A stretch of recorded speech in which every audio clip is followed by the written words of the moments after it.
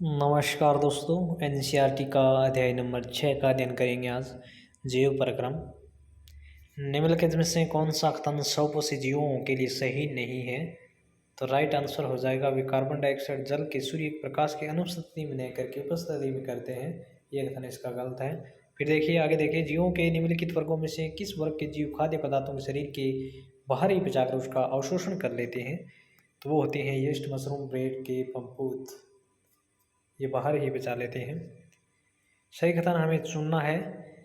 विषमपोषी प्राणी अपने भोजन का स्वयं नहीं करते हैं, दूसरों पर आश्रित रहते हैं ये। फिर देखिए अगला है, मानव के आहार नाल के विभिन्न भागों का सही क्रम कौन सा है? तो हम जानते हैं मुख से गर्शिका, गर्शिका से अमाशय, अमाशय छोटी आंत, फिर बड़ी आंत। संकुचन के दौरान निम्नलिखित में कौन सी संरचना हृदय के भीतर रुधिर को वापस विपरीत दिशा में जाने से रोकती है? वो है हृदय के भीतर स्थित कपाट होते हैं वो। एकल परीक्षण शरीर में होकर एक चक्कर के दौरान रुधिर का हृदय में होकर केवल एक बार प्रभावित होते हैं। ये कौन से हैं वो जीव? वो जीव हो जाएंगे हिप्पोकैम्पस, एक्सोसिट्स, एनाबेस। निम्नलिखित में के शरीर समूह में हृदय ऑक्सीजन रुधिर को शरीर के विभिन्न भागों में पंप नहीं करता है, केवल विशेष वर्ग।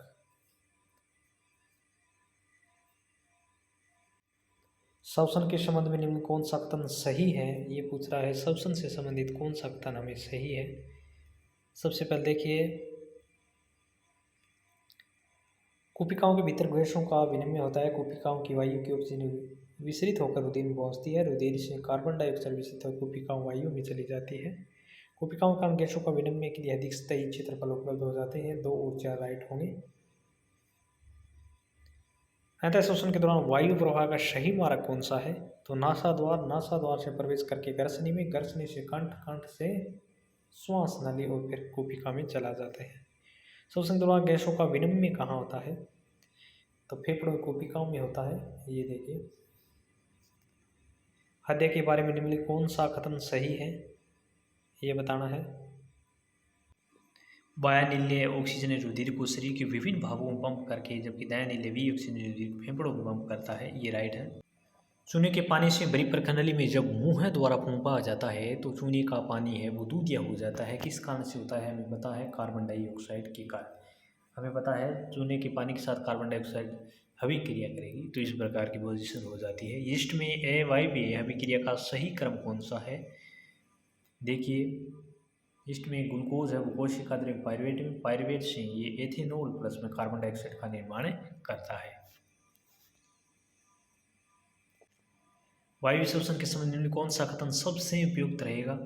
वायु शोषण से संबंधित पूछ रहा है हमें।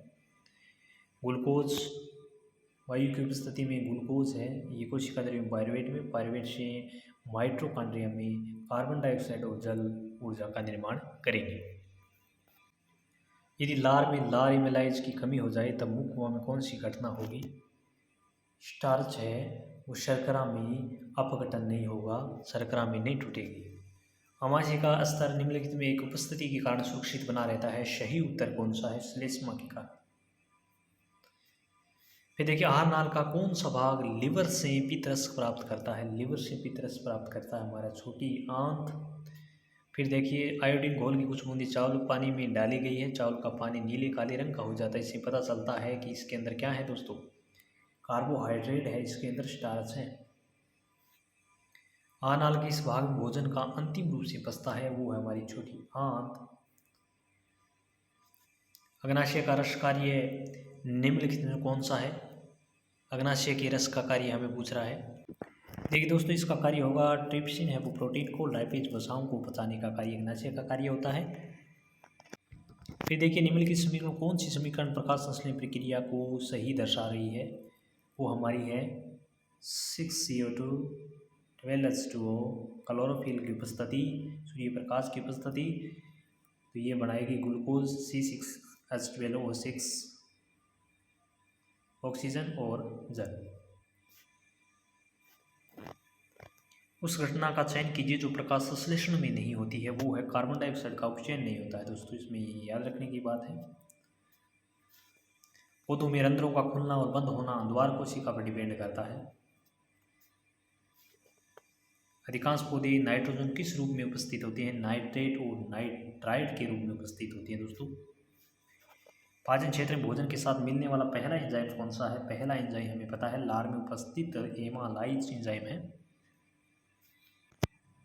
किडनी की निषेधक इकाइयों को क्या कहते हैं? नेफ्रॉन के नाम से जानते हैं, ये इकाई होती है इसकी। प्रकाश संश्लेषण प्रक्रिया के दौरान उत्पन्न होने वाली ऑक्सीजन कहाँ से आती है? ऑक्सीजन हमें पता है कहाँ से आती है, जल से प्राप्त होती है।